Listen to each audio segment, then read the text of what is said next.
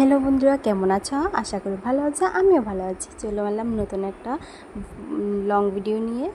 তো আজকে বিকেলে ছাদে গিয়ে কি করলাম সেটাই তোমাদের সাথে শেয়ার করছি। এই যে আমাদের ছাদ, আর গেলাম ছাদে। তো ভাবছিলাম দিন হলো ছাদে যাই না, গিয়ে দেখি যে অনেক গাছ মরে গেছে। কিছু মরিচ গাছ ছিল যে ভালো ছিল, কিন্তু না যাওয়ার কারণে গাছগুলো মরে গেছে। শুধু নিচে থেকে এটা ছিল, আমাদের ভাষায় বলে ধুন্দুল, তোমাদের কি বলে জানিও কমেন্ট করে।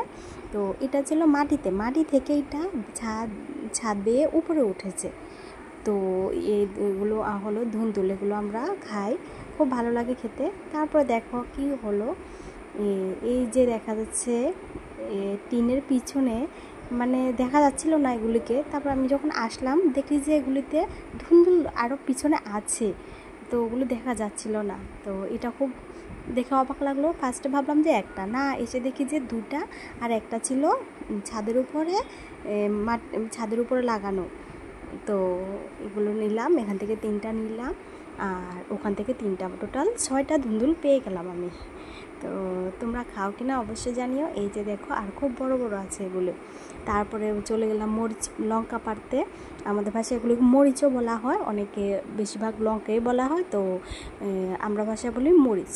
তো এগুলো পাড়তে চলে গেলাম। তারপরে এই যে এগুলো পারলাম। টাটা।